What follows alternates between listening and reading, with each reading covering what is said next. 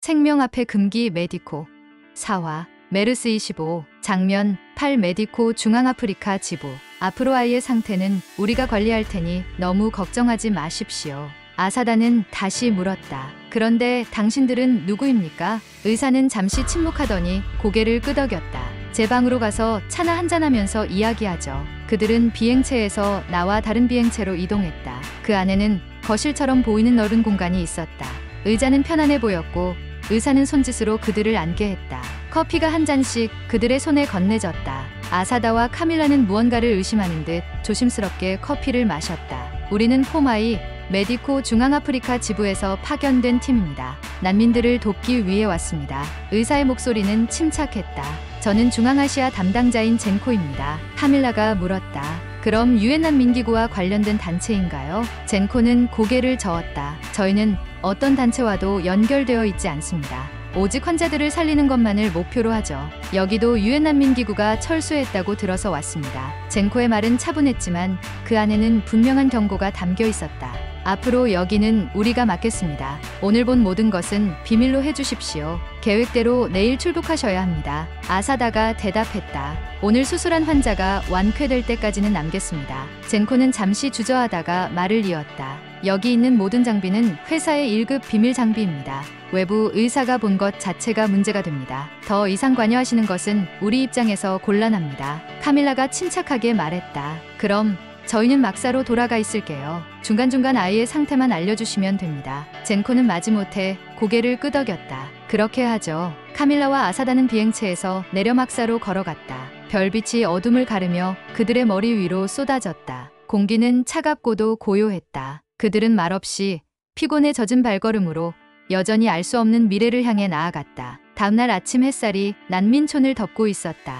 포마의 의사들은 분주하게 움직였다. 기존의 의료부스를 정리하고 새로운 의료시설을 세팅하는 그들의 모습은 여유로웠다. 하지만 그들과는 대조적으로 치료를 받으려는 난민들의 행렬은 끝도 없이 이어졌다. 그 모습을 지켜보던 아사다와 카밀라는 아무 말 없이 서 있었다. 카밀라가 조용히 물었다. 이제 어떻게 할 거야? 아사다는 여전히 멀리 난민들을 바라보며 말했다. 그 환자만 깨어나면 떠나야겠지. 어디로? 새로운 난민촌을 찾아야지. 카밀라는 잠시 그를 바라보다 물었다. 일본으로는 돌아가지 않아? 아사다는 씁쓸하게 웃었다. 일본 의료계는 날 원하지 않아. 그곳엔 이미 나보다 더 필요한 사람들이 많아. 나를 진짜로 필요로 하는 곳을 찾아야지. 카밀라는 가만히 고개를 끄덕였다. 그럼 나랑 같이 쿠바로 가는 건 어때? 아사다는 다시 한번 쓴웃음을 지었다. 난 어디에도 소속되지 못해. 이런 곳이 나한테는 더 잘 맞아. 그때 젠코가 다가왔다. 아이가 깨어났습니다. 그 말을 듣고 아사다와 카밀라는 젠코를 따라 의료부스로 향했다. 침대에 누워있는 여자아이가 천천히 눈을 깜박였다. 카밀라가 안도의 숨을 내쉬었다. 다행이에요. 옆에 있던 간호사가 중국어로 말했다. 이분이 당신을 수술해준 의사 선생님이야. 여자아이는 그 말을 듣고 가늘게 눈을 뜨며 인사를 했다. 카밀라가 놀라며 중얼거렸다. 중국 아이였군요. 간호사는 고개를 끄덕였다. 그렇더군요. 그런데 자신이 왜 여기 있는지, 가족은 누구인지 아무 말도 하지 않아요. 아사다는 차트를 달라고 했다. 젠코가 차트를 건네며 말했다. 모든 수치는 안정적입니다. 아사다와 카밀라는 차트를 천천히 훑어본 후 서로 고개를 끄덕였다. 카밀라가 다시 말했다. 정말 다행이에요. 젠코는 고개를 숙이며 말했다. 수술을 잘해주셔서 그렇습니다. 정말 감사해요. 아사다는 짧게 미소 지으며 대답했다. 잘 부탁합니다. 이제 저희는 떠나죠. 젠코는 미안한 표정으로 말했다. 우리에게 민감한 부분이라 그런 거예요. 죄송합니다. 카밀라는 고개를 끄덕였다. 이해해요. 막사로 돌아와 짐을 챙기던 아사다에게 카밀라가 다시 물었다. 어디로 가? 아사다는 짐을 정리하며 대답했다. 사실은 시리아에서 도움이 필요하다는 연락을 받았어. 카밀라는 잠시 머뭇거렸다. 중동은 한 번도 가본 적이 없어서 조금 무섭네. 아사다는 고개를 돌리며 물었다. 같이 가려고? 쿠바로 돌아가지 않아? 카밀라는 멀리 시선을 두며 대답했다. 쿠바로 가려던 그날 이미 병원이랑은 끝났어. 아사다는 그녀를 바라보며 묻지도 못했다. 그때 카밀라는 그의 입술을 덮쳤다. 그녀의 손은 그의 목을 감싸며 몸을 밀착시켰다. 아사다는 처음엔 놀란 듯했지만 이내 그녀를 꼭 안아주었다. 둘의 숨소리는 서로에게 얽혔고 그들은 그 순간에 아무 말도 하지 않았다. 사랑은 무언의 대화처럼 흘렀다. 장면 9 메르스 25. 다시 2025년 미네소타 호텔 창밖으로 미약하게 들어오는 빛을 받으며 아사다와 카밀라는 침대에서 나란히 눈을 떴다. 아침 먹어야지. 룸서비스 부를까? 아사다가 게으르게 몸을 일으키며 말했다.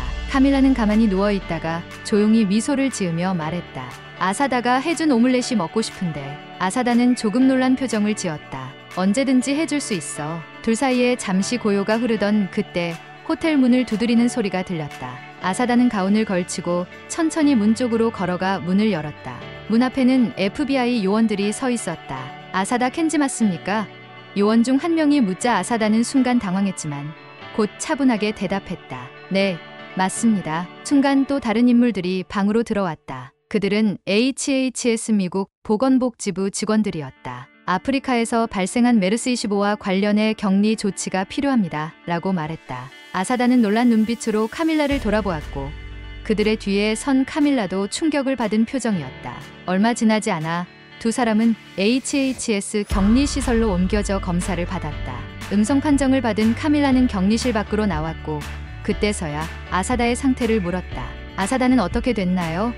카밀라의 목소리에는 긴장이 섞여 있었다. HHS 요원은 차분하게 대답했다. 양성입니다. 현재 격리 중입니다. 한 번만 볼 수 있을까요? 카밀라가 간절한 표정으로 물었다. 격리실 밖에서만 가능합니다. 가까이 가는 건 불가능합니다. 카밀라는 차가운 격리실 유리 너머로 누워있는 아사다를 바라보았다. 그의 얼굴은 피곤해 보였고 숨쉬기조차 힘겨워 보였다. 눈물이 고여 흐를 듯했지만 카밀라는 이를 억누르고 HHS 요원을 향해 질문을 던졌다. 어떻게 이렇게까지 상태가 나빠졌나요? 그녀의 목소리는 거의 속삭임에 가까웠다. 요원이 답했다. 이번에 발생한 메르스 25는 기존 메르스에 비해 전염 속도는 빠르고 치사율도 매우 높습니다. 카밀라는 가슴 깊은 곳에서 무언가 끓어오르는 것을 느꼈다. 저도 연구에 참여하겠습니다. 아사다를 살리고 싶어요. HHS 요원은 고개를 저으며 대답했다. 카밀라 교수님의 실력은 알지만 타국 의사를 참여시키는 건 어렵습니다. 카밀라는 그들의 격리시설을 나와 곧바로 어디론가 전화를 걸었다.